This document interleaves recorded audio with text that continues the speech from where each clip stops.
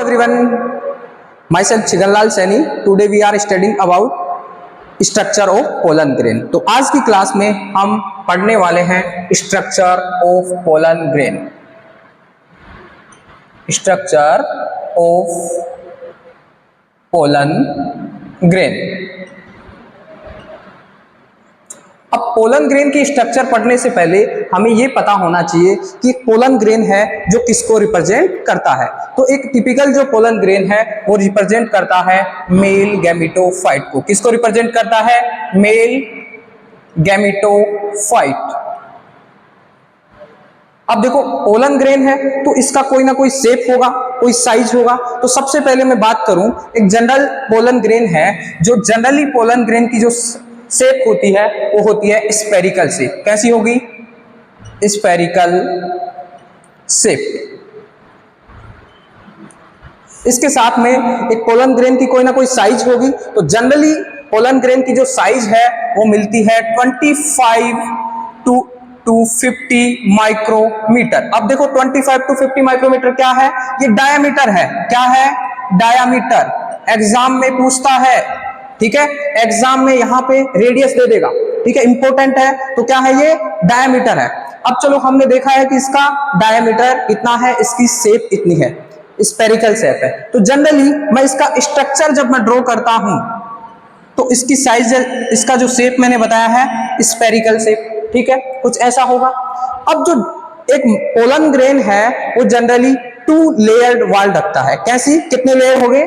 2 layered wall. Contain 2 layered wall. अब wall में कितने लेयर हैं? 2 लेयर है। तो कौन कौन से होंगे? एक जो बाहर की तरफ होगी आउटर लेयर, आउटर जो लेयर होगी, आउटर लेयर को बोलते हैं एक्साइन। क्या बोल देते हैं? एक्साइन। आउटर लेयर को एक्साइन बोलेंगे। अब देखो, और इंटरनल जो लेयर है, इनर लेयर बोल सकते हैं, इनर लेयर को बोलते हैं इंटाइन।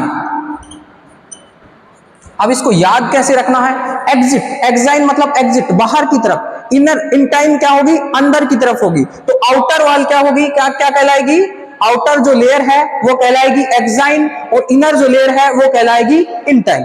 अब इसको थोड़ा हम स्ट्रक्चर में देखते हैं। देखो 2 वॉल लेयर थी, 2 लेयर की वॉल थी। अब ये सबसे अंदर वाली है और इसके एक बाहर भी एक ऐसी वॉल होती है। इसको ध्यान से देखना है। इसका जो ये बाहरी वॉल है, ये कौन सी वॉल है? बाहरी। अब आपने देखा होगा कि यहां पे मैंने ये जो बाहर वाली वॉल है इसको बोला है क्या? एक्साइन। क्या बोला है? एक्साइन। और जो अंदर वाली वॉल है, इसके अंदर साइड वाली वॉल है, उसको बोला है इंटाइन। इंटाइन, ठीक है। एक्साइन बाहर वाली को बोल दिए, इंटाइन अंदर वाली को बोल दिए। अब इसमें आप देखो, सबसे पहला क्वेश्चन आता है कि ये किससे मिलके बनी है, ठीक है। एक्साइन जो है किससे मिलके बनी है? तो सबसे पहले तो मैं लिखूंगा ये मिलके बनी होती है मेड अप ऑफ स्पोरोपोलेनिन। किससे मिलके बनी होगी? स्पोरोपोलेनिन, ठीक है। अब देखो फिर क्वेश्चन आता है कि सर स्पोरोपोलेनिन क्या है? अब देखो स्पोरोपोलेनिन के बारे में थोड़ा सा अच्छे से हम देखने वाले हैं क्योंकि ये बहुत ही इंपॉर्टेंट है, एग्जाम में पूछता है। किससे मिलके बनी है ये? स्पोरोपोलेनिन। अब जो स्पोरोपोलेनिन जो है वो एक ऑर्गेनिक मटेरियल है। कैसा ऑर्गेनिक मटेरियल है? मोस्ट रेसिस्टेंट ऑर्गेनिक मटेरियल है जिसको आज तक डिग्रेड करने वाले एंजाइम पता नहीं चला है, ना कोई ऐसा एसिड पता चला है, ना कोई ऐसा बेस पता चला है। यानी कि स्पोरोपोलेनिन को हम डिग्रेड नहीं कर सकते, जो कि ये स्पोरोपोलेनिन जो है किसको बनाता है? एक्साइन को, ठीक है। यानी कि मैं इसके बारे में लिख सकता हूं, ये क्या है? Highly resistant. क्या है? मोस्ट रेसिस्टेंट ऑर्गेनिक मटेरियल,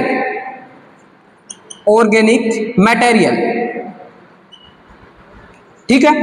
अब इसको जो है, ये क्या है, एक और चीज बोली, ये नॉन बायोडिग्रेडेबल है, यानी कि इसे कोई डिग्रेड नहीं कर सकता है। एसिड बेस कुछ भी ऐसा आज तक पता नहीं चला है, ऐसा कोई एंजाइम पता नहीं चला है, ऐसा कोई एसिड नहीं पता चला है जो स्पोरोपोलेनिन को डिग्रेड कर सके। तो मैं इसके बारे में एक नेक्स्ट पॉइंट लिखूंगा, नॉन बायोडिग्रेडेबल, नॉन बायोडिग्रेडेबल।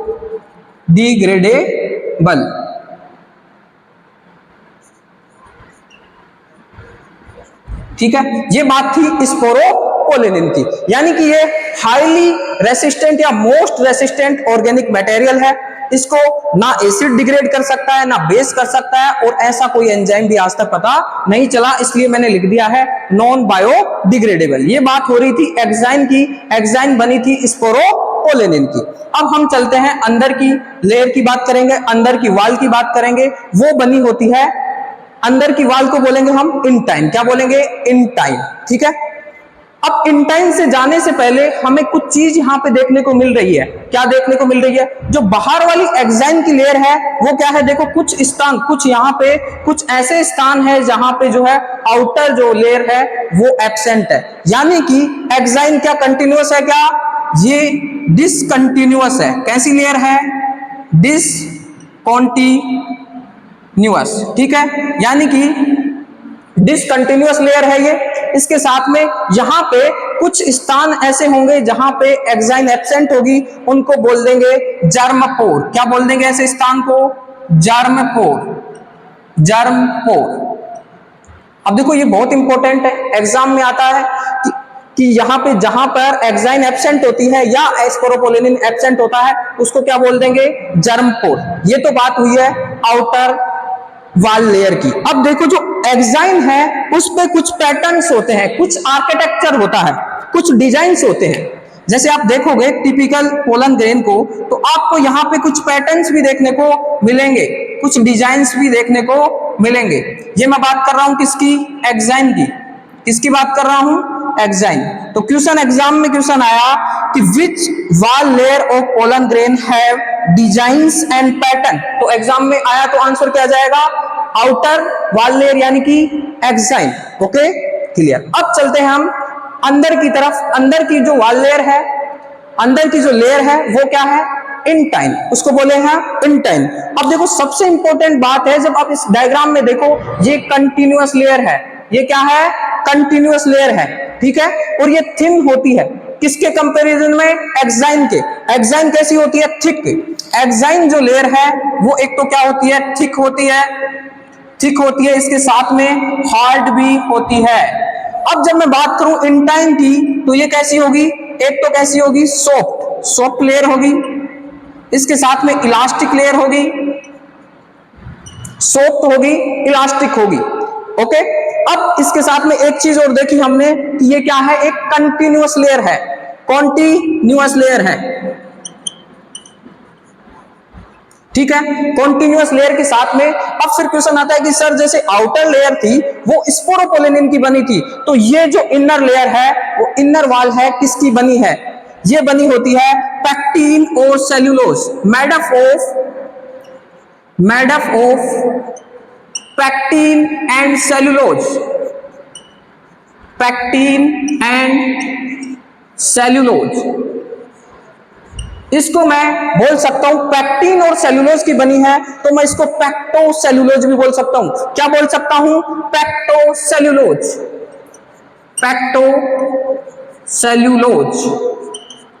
अब ये बहुत इंपॉर्टेंट है, एक्साइन किससे मिलके बनी थी? स्पोरोपोलेनिन। और इनर जो वॉल थी इंटाइन, वो मिलके बनी है पैक्टोसेल्यूलोज। ठीक है, अब देखो क्या है, ये कंटिन्यूअस लेयर है, सॉफ्ट है, इलास्टिक है। इंपॉर्टेंट है एग्जाम के लिहाज से। एग्जाम में क्वेश्चन सबसे इंपॉर्टेंट यही आता है कि स्पोरोपोलेनिन है, जो कौन सी लेयर जो है स्पोरोपोलेनिन की बनी होती है, तो उसमें आंसर आ जाएगा एक्साइन जो है स्पोरोपोलेनिन की बनी होती है। अब ये तो एक नॉर्मल जो है पोलन ग्रेन की स्ट्रक्चर है। अब इसके अंदर चलेंगे तो यहां पे कुछ ना कुछ साइटोप्लाज्म होगा। क्या साइटोप्लाज्म होगा? क्या अब ये जो साइटोप्लाज्म है वो प्लाज्मा मेम्ब्रेन से सराउंडेड होगा, यानी कि cytoplasm of pollen grain is surrounded by plasma membrane. तो नेक्स्ट पॉइंट क्या हो जाएगा? Cytoplasm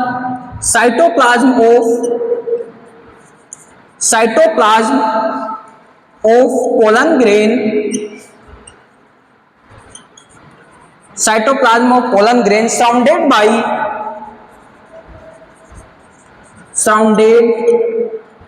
by plasma membrane. ठीक है, अब इसके अंदर जो साइटोप्लाज्म है वो किससे घिरा होगा? Plasma membrane. ये तो मैं एक जनरल पोलन ग्रेन की स्ट्रक्चर के बारे में बात किया। अब देखो, जब पोलन ग्रेन मैच्योर हो जाता है, जब पोलन ग्रेन मैच्योर हो जाता है तो इसमें दो सेल्स पाई जाती हैं, दो सेल्स होती हैं, वो कौन कौन सी हैं उसके बारे में देखते हैं। तो मैंने क्या कहा, मैच्योर पोलन ग्रेन में कितनी सेल होंगी? 2 सेल होंगी। अब वो जो 2 सेल है वो कौन कौन सी है? एक होती है वेजिटेटिव सेल, एक होती है जनरेटिव सेल। अब मैं बात कर रहा हूं mature pollen grain, mature pollen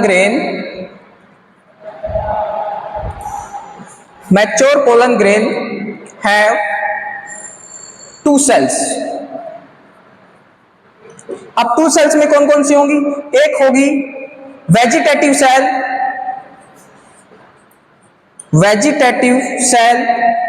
और दूसरी होगी जनरेटिव सेल।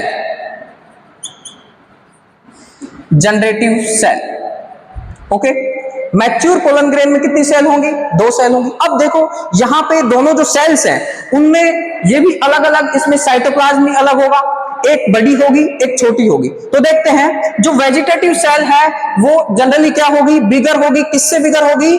जनरेटिव सेल से। वेजिटेटिव सेल क्या होगी? बिगर होगी और यहां पे लार्ज साइटोप्लाज्म होगा, लार्ज भी होगी, और यहां पे साइटोप्लाज्म भी कैसा होगा? ज्यादा होगा। और इसके अंदर क्या होगा? ये जो वेजिटेटिव सेल है उसका जो साइटोप्लाज्म है उसमें न्यूट्रिएंट्स होते हैं। क्लियर? अब बात करेंगे इसका जो साइज है, वेजिटेटिव सेल का जो साइज है वो कैसी होती है? ये इरेगुलर शेप की होती है, इरेगुलर शेप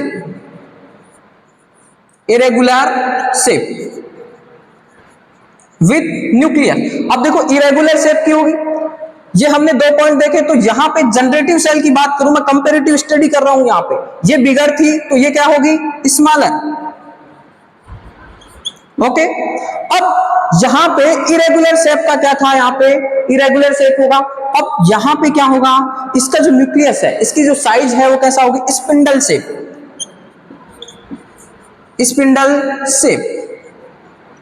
क्लियर? जहां तक आई होप ये 2 चीजें आपको समझ में आई होंगी। और भी इसमें डिफरेंस होते हैं, उनको भी